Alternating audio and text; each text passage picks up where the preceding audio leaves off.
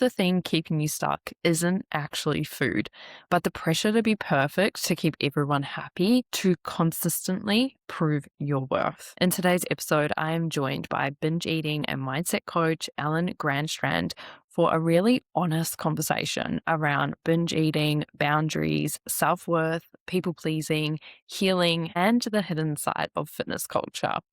We unpack the uncomfortable things like inner work that no one talks about, the identity shifts, shame, relationship patterns, and emotional healing that often sits underneath all or nothing behaviors with food and body image.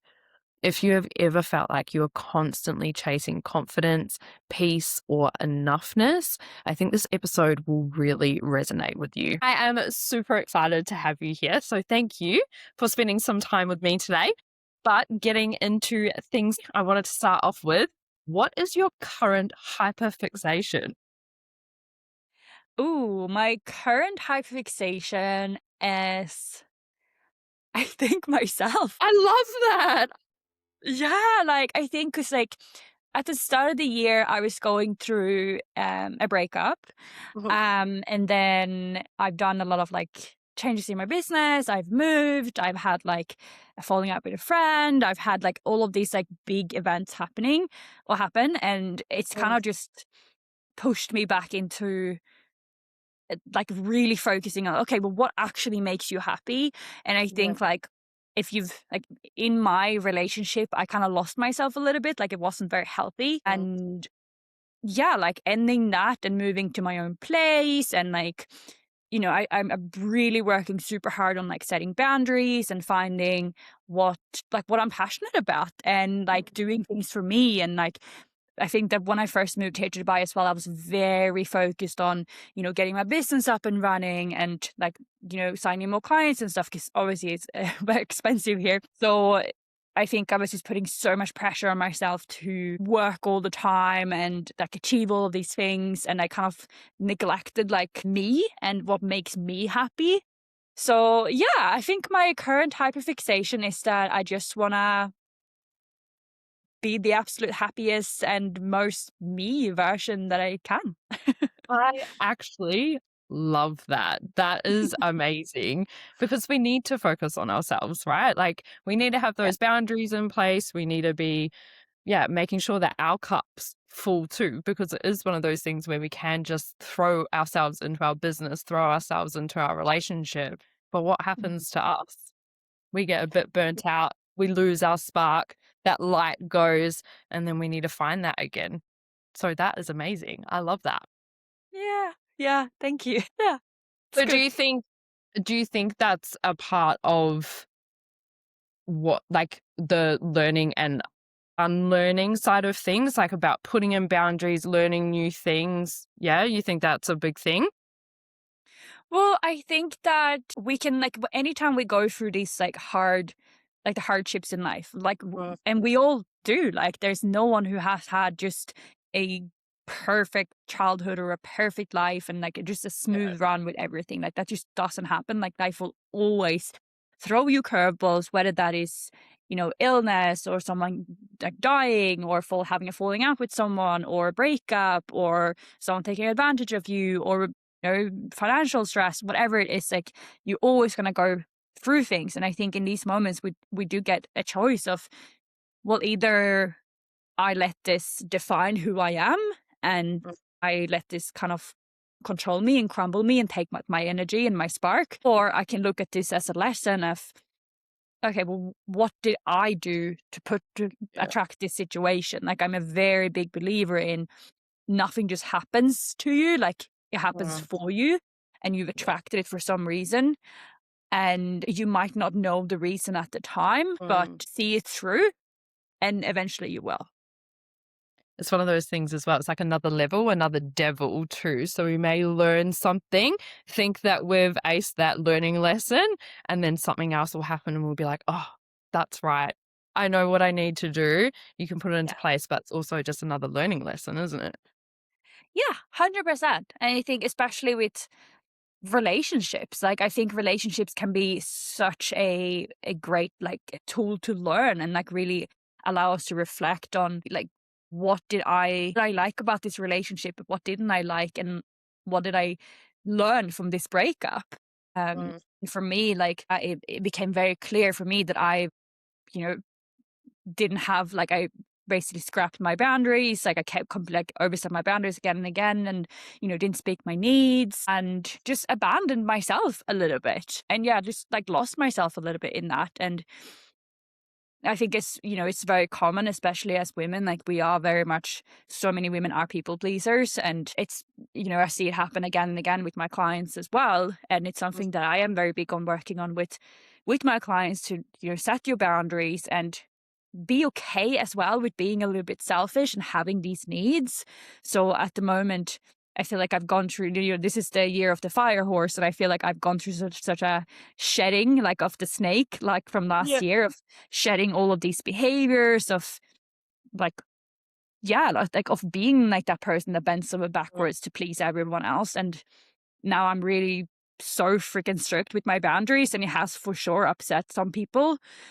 Mm. But the people who can respect the boundaries and who can step up to those needs, and they're the ones that are for real, and they are the ones who are meant to be in your life. Yeah, that's exactly it. And I love that you've mentioned that because setting boundaries can be extremely uncomfortable for you as well, let alone the person that you're setting that boundary with. How have you found like setting that boundary within yourself? Like, have you found it quite uncomfortable as well? Oh yeah, for sure. And I think this is like, obviously, like what I do is I work mostly with girls who struggle with some form of self-sabotage, and usually that's binge eating, but that can also be self-sabotaging relationships, or it can be with alcohol, or it can be shopping or dating apps or gym or whatever. Like self-sabotage, like I always say, like the binge eating or whatever it is, that the behavior can shift, but the reason is usually the same, and the process Mm. of, like, quote unquote fixing it is usually the same as well. And Yeah. I think a massive misconception here is that just because you know why you're binging or why you're people pleasing or why you struggle to set boundaries, just because you Mm. know why, it's then meant to be easy to change. And Yeah. that's so far from the truth. Like, it's hard. Like, changing these behaviors is Mm. super hard. And like setting boundaries, it's super hard and super uncomfortable. Yeah. And that's okay. That doesn't mean that you're doing something wrong. Doesn't mean that you can't do it. It doesn't mean that you can't change it. Mm. But I think that people go into the self-development world thinking like, oh, I'll read a Jay Shetty book and then I'll be fixed, and it will be so easy, and just, Yeah. toxic positivity, social media, like think positive, and like it Yeah. should just be fun, and like doing the work is not fun. Like it is not No. fun. It is hard. It takes so much like self-reflection. It takes so Mhm. much sitting in the uncomfortableness, and it is like, it definitely sucks. And it's, yeah, like setting boundaries is hard, like especially when you first start setting boundaries. And like I have really good boundaries with certain areas of my life, but then with friends and with like dating, I didn't. And Mm. that's definitely something that I've implemented now. And like the first few months that I was setting boundaries, I would, set a boundary and then be, almost have like a panic attack after, like, oh my God, like, what have I done? And, go back like, sure, oh God, did I ask for too much here? Like, can I set Mm. this boundary? Like, am I the problem? And, and that's okay. That's okay. Like, that Yeah. doesn't mean that you've done something wrong, but it just, like, boundaries are just, they're there for, it's kind of the blueprint of, this is what I need. This is how you can love me. This is how you can be in my life. Can you give me that? Yeah. And then the other person just has to say yes or no. Absolutely. And it's one of these things about when you're not used to setting that boundary and you have that people pleaser mentality, which you spoke on before about, women tend to have that role quite a lot. They have that nurturing role. They need to almost play out that self sacrifice. It can be super uncomfortable. And when you try and enforce a boundary, then that gets really uncomfortable in yourself to just sit there with that without having to then try and self soothe everyone else around you and almost like, I'm gonna say control that too. Yeah, Yeah, 100%. it's so interesting, isn't it? I love a good boundary. I've been working on boundaries myself. Um, I did wanna chat with you though about your original relationship with food? Because I know I have obviously been listening to your podcast. I have seen you on so many learning webinars and things like that throughout my journey as a coach as well.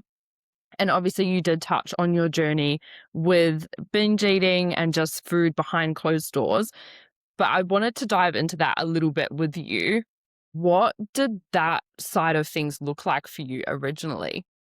Well, my relationship to food was good up until the point where I was like around 14, 15 years old. Mm, And like, I think there's a big misconception that everyone who has a bad relationship to food has seen like your parent, like, that your mom has dieted her whole life or say that she's mm, fat and, gone on Weight Watchers or whatever. And that can absolutely be a reason for sure. mm. But it's not for everyone. So Yeah, for me, through doing like so much work on myself and this self discovery, I realized that the reason that I started using food as a way to kind of cope was because I didn't feel like I was good enough. And I felt like everything around me was out of control. And the only thing that I could really control was my food. mm, And so, food, I basically stopped eating and just dropped a lot of weight because I wanted to first of all fit in into school, into class, and become popular. And the more yeah, weight I lost, the more attention I got. And people would say things like, oh, like, you look amazing, and like, I wish could lose as much weight as you. I wish I had your discipline. And that really installed that belief in me that, oh, well, the skinnier you are, the more attention you get, and the harder you work, the more people like look up to you and praise you and see you. So that was like a massive driver for it. But then it was also that other side of my whole like external world feels like it's like crumbling at the moment. And this is one thing that I actually can control. Like, I can control how much weight I'm losing, how much what I'm eating. And I think also for me, like someone who, which is also very common for women, that we struggle to ask for help. And, mm, being that super independent, I can do everything myself kind of woman who just, I'm fine and like fixes everyone else's problems. I think for me, this is something I realized in the last few years, that for me, like that eating disorder was kind of like a silent cry for help, that I just yeah, kind of wanted someone to see that I was struggling, but without me actually having to say that I'm not okay. mm, And it just pushed me to go like get skinnier and skinnier and get validation and get all that attention. But also at the same time, that little part of me was like, I wish that someone could just step in and see that you need help. mm, And eventually, that did happen. My mom stepped in, and that's when I kind of just, it was like someone just flipped the switch in my brain. And instead of not eating, I just started binge eating. yeah, And it went from, not eating at all to, yeah, just binging all the time. But, or not all the mm, time, but it would be, a few days of restrictions, and then I would binge for 3 days, and then I would restrict again, and, trying all these different diets. And, it would work for a little bit. And then again, like on the weekend, like I'd have one bite of a muffin, and that in my mind it goes, well, I've ruined it anyway, so I might as well keep binging now. That all or yeah. nothing mindset that I'm sure you see a lot with your clients. Yeah, yeah. Um, And I've been there too. Like when I was listening to like your podcast and just things like that, I could really relate to your story, and it actually made me stop and think back to what I was like at school as well. And I was like, oh, actually, I think I used to do that too, to be honest, but I didn't realize that I was doing that at that point in time. And it's really Yeah. interesting that just hearing your story, and that was one of the reasons why I did want to talk about this point, was because I had never thought about it, and I never thought about what was going on when I was back at, like, college or high school, Yeah. and how I was controlling that. But I did start to get the attention. I got the compliments when I was losing weight. I'm gonna call it like I was losing puppy fat almost, like, as I was a teenager. And it just really opened my eyes to the fact of like, well, this does impact so many more people than what we realized. You just don't actually know that that was binge eating at that point in time. Yeah, I think, for me, when I started binging, Mm, I don't think I really even saw it as a problem. Like, for me, yeah. I was kind of like, oh, well, I just eat in like 2 tubs of Ben& and Jerry's and a bag of crisps and like some pizza. I felt really guilty, obviously, but then, well, whatever, like I'll just not eat for like 3 days. And that was kind of Yeah. just like my mindset around it. And Mm, then, obviously I'd beat myself up, and the longer it went on, the worse it mm, got. Like the eating probably stayed the same, but like the negatives talk to myself of, oh my God, you're a piece of shit, you're a failure, like what's wrong with you? And mm, especially when I started getting really into the gym, and I was doing CrossFit for a while, and I would be training 3 hours a day and just not ever feeling like I looked the part. Like, I yeah. remember, like, not really wanting to take photos, like, in the gym, or if I Mm, did, like, I always used to train with this, like, baggy T-shirt because I just didn't want like, I didn't feel like I trained so much, but I just didn't look like I trained, and I felt yeah. like such an imposter, and I think this is kind of what drove me into actually changing it, because I think Yeah. so many gym girls that I work with, the first of all have this like that imposter syndrome of like, everyone else sees me as this gym Mm, girl, but I know that I'm the opposite of that. Like I come home and I binge, or I on the weekends I binge. mm, Um, and you feel like an imposter, but then the other side is it's like, well, I don't feel like I'm bad enough to get help because I'm not obese. Like people think yeah. binge eating and they think someone who's 50 kilos overweight. But Mm, most people who struggle with binge eating, they it's just like that those extra like 5 to 10 kilos that they just can't lose because they just keep ruining their diet every weekend and going over yeah. their calories. And it's really tough because Mm, it's like asking for help in that moment. It's like, well, I should be able to like fix this myself. Like I'm so good yeah. everywhere else. Like I'm so good at crushing the gym and hitting my macros and Mm, usually super high achieving everywhere else in my life. So why can't I just fix this thing with food as well? And that was me. Like I was like, no, I don't yeah. need any help. Like I can fix this myself. Like it's not that bad. And every Mm, weekend was okay. This is the last weekend. This is the last time I'm gonna binge. Like okay, this Monday, waking up. Okay, this week's gonna be different. And then you ride that wave of like motivation until like Wednesday ish, and then by Thursday you start again. Like oh God, it would be so nice to just like eat like a tub of Nutella, or you start have like that planning out your energy. binges. Yeah. Yeah, and that is just like, okay, well, whatever, like just this weekend, and then next weekend will be different. And then it Mm, never is. And like I remember I had a partner in Australia at the time, and he was also really bad, but he was like I remember he was like pinching my leg and being like, I can't believe that you're not skinnier, because all he saw me eat was, tuna and salad, because I'd never yeah. binged with him, obviously. Mm, And that just further like put on that belief that yeah, you are an imposter, like you are a liar, mm, like you lying to everyone to hide mm. this shameful behavior. Yeah, I could imagine that that would have been really tough to navigate, especially with someone who, you were in a relationship with. Like, I'm sure there was love there. How did that play out? Like, when he would kind of grab your leg and be like, I thought you'd be skinnier. Where did your mind go in those moments? Just you Well, had my that mind went circular like, moment. well, I was like thinking in my head, like, well, I know why I'm not skinny. Mm, mm, um, but also, like, when I was with him, I was already someone who always wanted to be skinnier. yeah. Like, I would spend, like, hours and hours and hours just like, I would go to my CrossFit class, and then I would run on the treadmill for an hour Mm, after, because mm, I just wanted to, like, burn as many calories as I possibly could, and I mm. wanted to be skinny. I wanted to be the skinniest person there, but I just couldn't get there because I was binging, Yeah. and I didn't understand what I needed to do to change.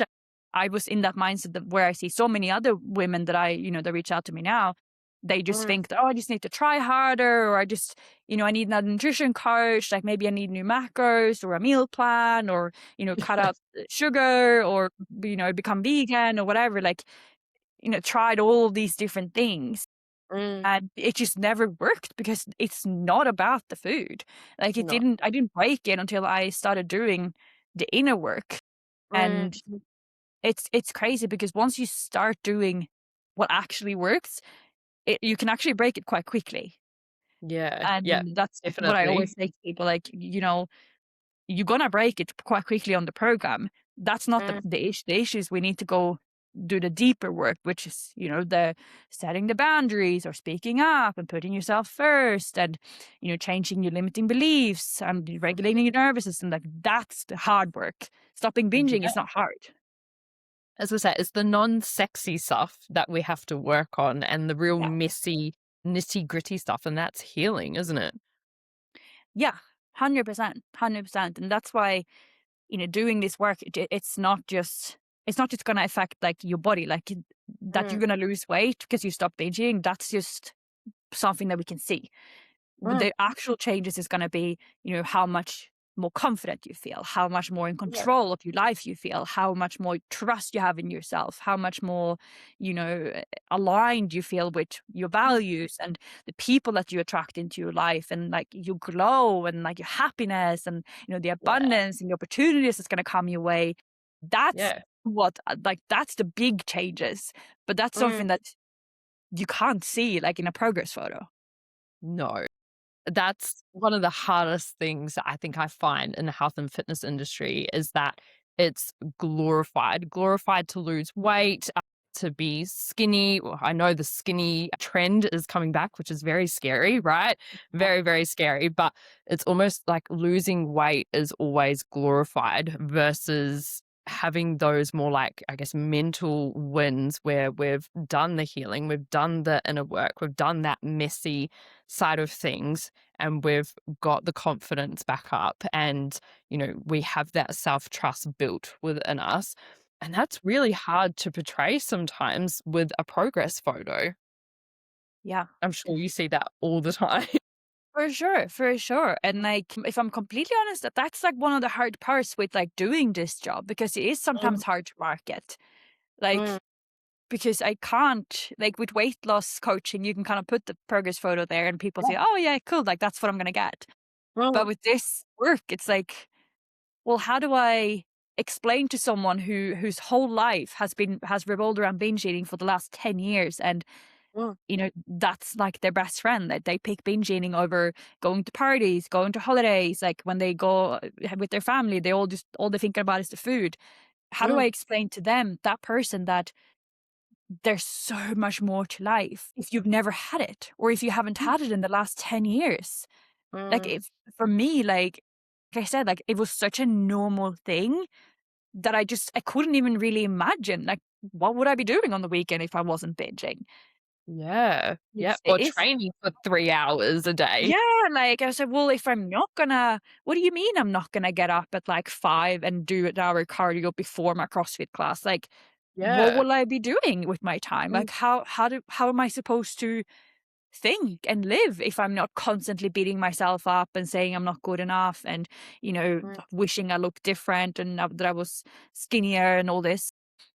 I remembered, like, after I had healed for a few years, and I remember just walking on the streets, just having this like aha moment, like, oh my God, yeah. like this is like the first time in like 15 years that I haven't been dieting, like work Wow. towards, wanting to lose weight. Like, Oh, I was like, oh my God, like I'm actually just content with my body right mm, now. Like, mm, whoa, this is mm. crazy. Like, I haven't felt like this since I was like 13. Wow. I'm sure that that was a really big moment for you just to kind of be like, "Whoa, this Yeah, I this literally is started crying on the street. that's amazing." Yeah, That honestly it's would have crazy. been that would have been really overwhelming in that moment, I'm sure. Yeah, yeah, like it was just like it's like my God. Mm, And yeah, it was like it was just weird, like, oh my God, this is actually crazy. And yeah, I definitely yeah, did go through like a massive like identity crisis almost because I was like, yeah, well, who am I if I'm not dieting, if I'm not yeah, obsessed with my food? And mm, yeah, like it's because when you have struggled for so long with an eating disorder or any kind mm, of addiction, like it does become your identity. Like I yeah. saw myself as I am a binge eater. Like that's who I Mm, am. mm, mm, And I see it so much with the girls that I work with as well. And it might not even be binge eating. It's like, I'm just really bad. I'm just an anxious person, or I'm just a people pleaser. And it's like, it's hard to imagine yourself without that identity because you have just made your whole life that one behavior. Yeah. Yeah. It's like we live in a generation that loves to label, and we need to label to feel better about the situation. So like I'm the anxious person, I'm the binge eater, I'm a dieter, things like that. I find that very interesting that we do live by those identities, and breaking through those limiting beliefs sometimes in those identities just can be huge. Like you said, it's overwhelming sometimes. And when you realize that it's happened, it's kind of like, oh my gosh, so who am I now? What do I do now? Yeah, and I think this is why everyone needs to have or should have a coach. Yeah. Like at the moment, there's a lot of like fitness coaches who work with me because Mm, they're going through like similar journeys to me, or they just want to learn from me. mm, And I love it because I'm like, great. Like, obviously, I'm one person, so I can't help everyone. So if I yeah. can help a fitness coach, then they can take my tools and use with their clients. And I'm like, this is Mm, freaking amazing. So, this is work that everyone needs. Everyone should have some kind of, therapist or coach or mindset yeah. person in their life to kind of work through Yeah. these things because it can feel really lonely and overwhelming and Mm, confusing. And it's just nice to have someone there to kind of guide you a little bit and like help explain why things are happening and kind of put you a little bit in the right direction. Or sometimes you just need that reassurance, especially like, when we were talking about the start about setting the boundaries. And mm, it's easy to get into your head of like, oh my God, I shouldn't have done that and that's bad. And sometimes we just need that reassurance, like, no, you set a boundary, that's a good thing. And mm, doesn't mean that you're too much. It just means that you're growing. So yeah. yeah. It's good to have that validation, and also to have things in your tool belt to then help you. So having a coach, mindset, therapist, someone along those lines to then be able to lean on to just be like, my mind's a little bit messy at the moment, or I've got X, Y, and Z going on. How, like, is this okay? Have I navigated this correctly? And Mm. that's what we need. We all need that bit of support in this world, especially when we've got the likes of AI and things where a lot of people are reporting back to AI, or, chatting to AI about certain things. It's good to just have that human connection too. Yeah. I do wonder, like, because I know working with my clients as well, and I'm sure you see this a lot too, there's a lot of shame that tends to come into things around health, fitness, nutrition, and things like binge eating. But what do you feel like the role of shame plays in just keeping females stuck? Well, shame is something that it's something that we can a lot of times it's very normal. It's a natural feeling, but it's something that kind of helps us connect with other people. And I think that as women, we have naturally just been taught to carry a lot of shame. And we often become like in the spotlight of like what's wrong, what's right. It's very easy for someone to put a photo of a beautiful woman out online and shame her for whatever reason. Like I feel like you Mm, you can't win. Like if you're no. beautiful and successful, then you must be a whore. Mm, Like you can't have both. You have to be one or the other. You can't be smart and beautiful. yeah. And it's sad, but I don't know. I do think a lot about this, and Mm, I think it's definitely it's scary to see online, but I think us as women, we just need to be a bit better at having each other's backs because I think that there's just through generations and generation and generations, like we have always been kind of put against each other. And especially, growing up in the 90s, mm. that was basically how they sold magazines. Like, look at Yeah. people Paris Hilton or Britney or Lindsay Lohan, like those kind of celebrities that was popular there. And Mm, how like what we were brought up with was, oh well, she's better than her because she's lost weight, or she stole Mm. her boyfriend, so she must be like a whore or like whatever. Like it was always that kind of Yeah. shaming. And Yeah. it's really sad that that became such a normal and okay thing to do. And I Mm. think Mm. now people just don't have the tools to deal with jealousy and seeing Yes. someone doing better than them, that it's easier to just go straight to shame and, Mm. you know, there must be something wrong with her, or she must Mm. be really like this or like that, or, because it's easier to shame someone and then talk about it to your Yep. girlfriends and then bond over that Mhm. shame. And Yeah, that's how a lot of absolutely. people connect. Yeah, absolutely. I was gonna say it's a pure connection thing, isn't it? But being able to have a healthy relationship, one with yourself, to be like, okay, I'm feeling jealous because this person's got her business running really well, or she's doing really well in the gym.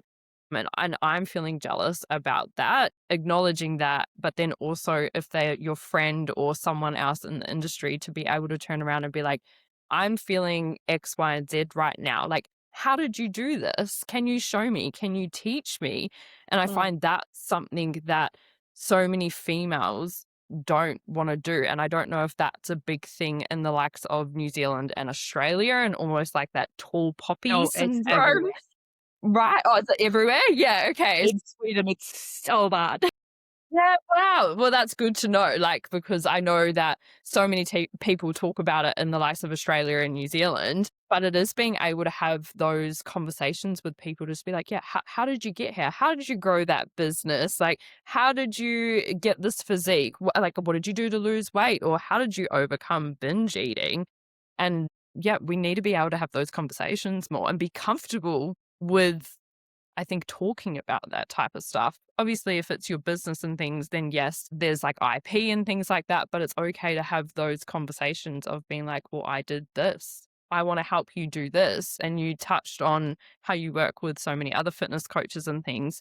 So then you can also get your message out there and you can help more people. And I think that's incredible.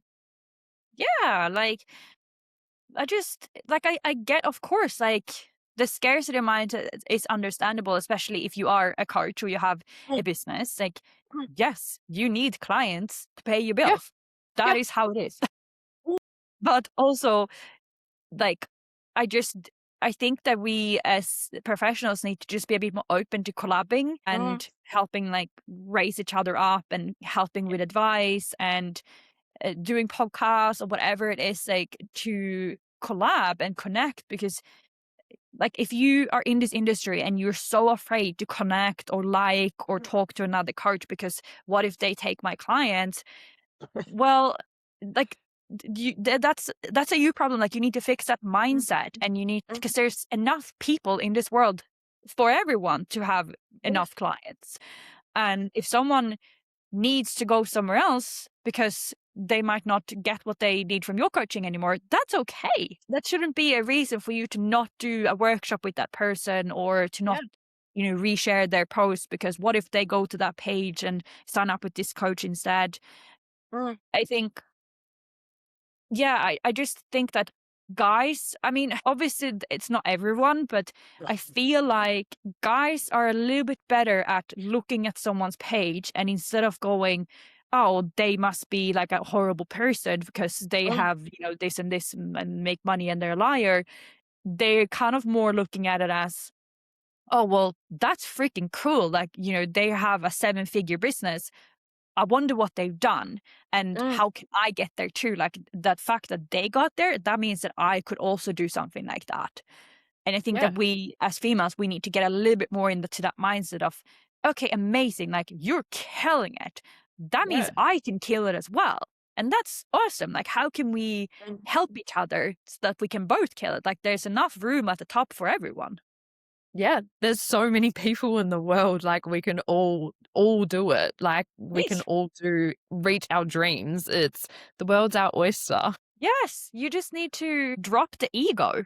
And yeah, like there's definitely a lot of people that, like, if you ask them for advice or something like that, they will shut down. Or like, I've been blocked by so many people because Yeah, Really? because people think that I'm, steal their content or whatever. And like, I Mm, don't steal people's content, but mm, sometimes you go on the explore page and you're like, oh, that's a really good hook. And you might put that on your yeah. reel or whatever. And it might be similar to something that someone posted like 3 months ago. Mm, And that happens. Like, that happens with my posts as well all the time. And that's fine. Like, yeah. it's a very rare thing to have something that a completely original idea. Like, everything gets Oh, inspired from exactly. somewhere. Exactly. That's the thing. Like, yeah, you like the ideas just you see something and you're like, oh, that was my idea, but someone might have done that a couple of months Yeah. ago. And that's okay. It's not original. It's not your it's not your total thing to own. It's okay to share things. Yeah, yeah, exactly. Like, I even have, like, coaches who've come on my program and they use Mm, my workbooks with their clients. I'm like, great, like, amazing. If we can help more people, that's freaking yeah. fabulous. Yeah. And I think that's amazing that, you're aware of that. You're not necessarily being like, this is mine, holding it here and not letting, well, I guess it's that scarcity side of things, like you touched on before. And yeah, we just see it so much, don't we? Especially in this industry. Yeah, yeah. I think we just need to shift that a little bit. And that's Mm, one of the reasons why I love Dubai, because I feel like here, if you sit down and talk to someone at a cafe, it's not, how can I prove that I'm better than you? It's more so, okay, how can I help you? Like, how can mm, I mm, help you to like earn your potential or grow your business or whatever it is? Of course, mm, like you do every now and then get some people who are like that, like, oh, I make this much money and you'll never get here, blah, blah, blah. But mm, I feel like the majority of the people here are very much like, oh my God, that is such a cool job. How can I mm. help you? How can I, like, what can I do to help you grow? And That's amazing. yeah, I love that about being here. Like, there's this no ceiling. Like, you can just it's enough for everyone. That's amazing. And that's the environment and people you want to be around too, especially if Very true. they're doing well. It's one of those things. What's the saying about uh isn't it like you're the same as the same five people that you're really Oh yeah, close yeah, with or yeah. something along those lines? It's very similar to that. You are who you mix with, and it sounds like you're surrounding yourself with some amazing people that want to prop you up. Do you feel like if you had a moment of, let's say, jealousy or anything like that, you could turn to them and be like, I'm really jealous that you've just done that. I want to be able to do that. And they would respond and being like, well, here's how I did it. Oh yeah, that happens all the Yeah. time. That's so good. I Yeah, love that. That's yeah, awesome. Sounds like I yeah, need to go to Dubai. yeah, yeah. No, I'm very, very selective of my friends. Mm, And yeah, we're all like, we do like work dates all the time. And if mm, I'm struggling with something, they'll chip in and be like, oh, have you tried this or have you tried that? And mm, vice mm, versa. Like, if they have clients who struggle with binge eating or whatever, like, I'm always happy to share advice. mm. Or like, some of them do like e-commerce and like, everyone does like different things and we just help each other out as much as we can. That's so good. So you've just got like a really good support network around you. Yeah. Yeah. I love that. That's amazing. Well, I did want to just like recircle back to talking about some nutrition stuff as well. I know that we touched on boundaries earlier in the conversation. Obviously, like healing can be quite messy and really uncomfortable. So, do you agree that like healing your relationship with food can feel just as unsafe sometimes and a little bit messy? Yeah. Oh God, yeah. Yeah. Yeah. Um, I think, that's another massive misconception that people think that, oh, I've signed up to this binge eating program or, I'm not Mhm. binging anymore. And like, I know that foods aren't good or bad. Like, why do I still feel guilty if I have ice cream? And why do I still get a little bit stressed when I see chocolate or, my partner brought chips home and like, I'm really stressed Mhm. right now or feel guilty for eating it. That's normal. Like, Yeah. you felt like this for how many years? Like, they're not, these thoughts are not just gonna go away.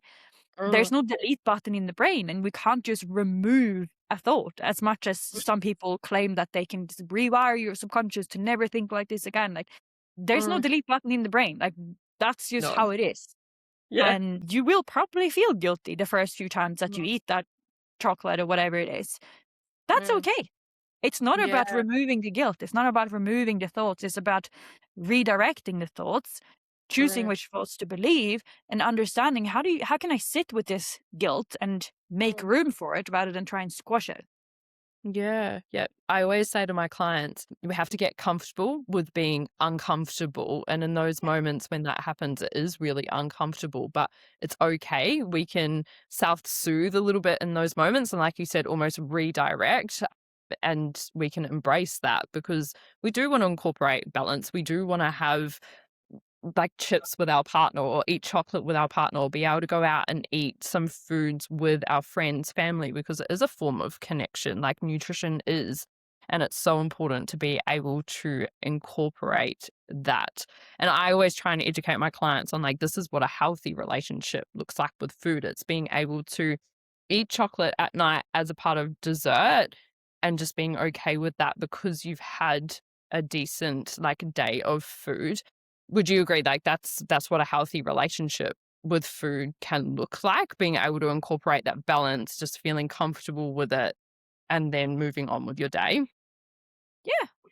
I think everyone's healthy eating or healthy diet or healthy like looks so different to everyone.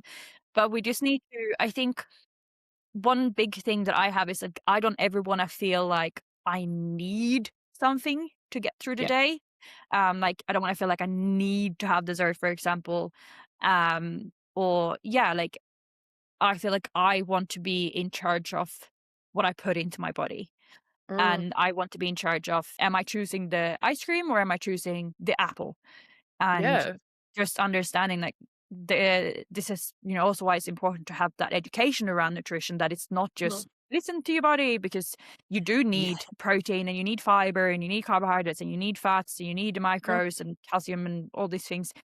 mm, Understanding like, okay, well, if today all I ate was just like brown processed foods, yeah, I'm probably yeah. not going to feel that great tomorrow. But I'm Mm, okay with making that decision today, but I'm also mm, an adult, so I can also make the decision tomorrow then that, okay, maybe I will have that a bit of extra salad or some extra greens tomorrow mm, then, because I didn't have anything the day before. yeah. Yeah, like having that balance of understanding like, okay, well, I've just gone on a 2-week holiday and just been drinking and Mm, eating processed foods every single day. I don't need to make up for it and or earn it or, yeah. get rid of it in the gym or whatever. I can just go back to my normal healthy eating and Mm, my body's gonna go back to normal. Sorry, that was a yeah. super long-winded answer to your question. No, like, it's true though. It's being able to make that adult decision to be like, "Okay, I ate like this today. Tomorrow, I'm gonna make that conscious decision to incorporate a little bit more fruit, vegetables, focus on protein," but being comfortable that this was the decision that you've made and Yeah, to move through it and move on with it without feeling like you have to go and burn it off in the gym or, restrict the next day, to understand that it is okay to just get back into your normal routine. yeah, Yeah, I yeah. love that. That's good. So it sounds like you have done a lot of inner healing work like this year, I guess, in the last like 12 months or so, or your whole life, really. So I'd love to know, like, what does confidence look like to you now? And what does it mean to you now? Having your own back Mm-hmm. and trusting yourself that the decisions that you make, they are right, not needing that external validation to Mm, know that you've made the right call. Whether mm, that is setting a boundary or wearing a certain dress or what you're choosing to eat or what you're posting on Instagram. Just mm, like sitting in that comfort of like, yeah, I'm doing a good job. Like I'm proud when I mm. go to bed at night. That's for me, that's confidence. I love that. I genuinely do. I think that's so nice. It sounds like the light inside of you is there when you're able to go to bed at night being like, I'm proud of myself. And you can then, like, that radiates outside of you. Yeah. Yeah. I feel like I'm in a really good place right now. Mm, Um, it's been a lot of breakdowns and healing and hard conversations and reflections and sitting in uncomfortable feelings. But mm. I'm in a really good place at the moment. And I hope that everyone gets to experience coming here or getting to this Yes. place. It sounds amazing, just like that peace, just Yeah, inner peace. yeah. The Beautiful. word of I always like every year I choose like a word of the year, and Mm. this year has been peace. And I just want Oh, peace in myself, in my yeah. surroundings. I don't want stress. I don't want anxiety. Mm. Like obviously a little bit, that's you have to have that. Yeah, But just yeah, I just want to feel peaceful. I love that. That's what I think we all want at the end of the day. So I love that you choose a word for the year. I think that's amazing. Yeah. Yeah. It's like my intention. Yeah, I love it. It's so good. It's really good. Do you write that down somewhere, like in front of you somewhere so you can see it all the time to remind you that the word is peace? Well, I do a journal every morning. So I do Mhm. journal and, I reflect, Mm. and, have a few different prompts and stuff that I use to kind of remind myself. And, I try and meditate a few times a week as well. And yeah, I, like just remind myself to keep coming back to it. That's beautiful. I think that's lovely. So I'm curious to know, because obviously, we work with females who are trying to navigate a lot of things that go on in their life. And obviously, navigating confidence is one of those things. A lot of the times, I see that it's the I'm not good enough story that tends to come up, which I'm sure you probably see with your clients as well. What would you say to the woman who is just constantly waiting to feel good enough? Well, you need to stop waiting to feel good enough and you need to start creating it from the inside. Mm-mm. Yeah. Do the inner There's no healing. external reason, like No. no person or achievement or money Mm, ever gonna make you feel good enough. Ever. yeah. That's no amount of training, no amount of food, money. It's not going to get you there. You have to No, sit you need that. to like do the inner work. Like if otherwise Mm, you can be as skinny or fit and have the biggest mm, glutes, have $1 million in your bank account, it's not going to be enough. Like you'll be happy for 10 seconds and then mm, you will go, oh, but what if it all goes away?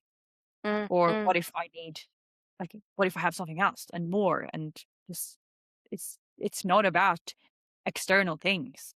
Like, for No. example, I always thought that, oh, once I have a boyfriend, then I'll be happy and I'll feel good enough. Mm. I was freaking miserable. Yeah. Once I have this amount of money, I'll feel amazing, or Yeah. this amount of clients, or car, whatever it might be. But it's never the way, is it? No, you need to find that peace and the confidence in yourself. And Yeah. like, that's where it needs to start. And then, yeah, it's okay to have goals. It's okay to, Mm, want to change your body or make more money or start a business or have a partner or whatever it is. That's freaking, mm, of course, you can always want to upgrade your life. But mm, you, at the core essence of who you are, you still need mm. to feel like you are enough. Yeah. Yeah. Definitely. I love that because we do. It all starts with you, even boundaries, everything. Like you have to start them. Absolutely. Amazing. Well, I thought we might wrap things up here. But if Perfect. someone's feeling stuck right now, or they're struggling with binge eating after like listening to this episode, where can they reach out to you? Where can they find you? And just what would you want them to hear? Yeah, I'd say asking for help doesn't mean that you're failing. It actually means Mhm, that you're succeeding and you're growing and you're putting yourself mm, first, which is something that we all need to do, especially as women. We're so raised to be the second, person. yeah. And it's time for you to step up and actually take what you deserve and make Mm, room for it. And the way you do that is by recognizing that there is a problem and you deserve to change it. mm, And you can find me on Instagram. Elin Grandstrand is like, honestly, just send me a message on there. All my links are in my bio. I have a few beautiful. free like workshops and my Mm. podcast. And, if you want to suss me out a little bit. That's where they can find you. Yeah. Yeah. So you Amazing. just go there. Well, thank you so much for spending some time with me today, running through everything. I very much appreciate it. Oh, thanks for having me. It was a great conversation. It's really fun.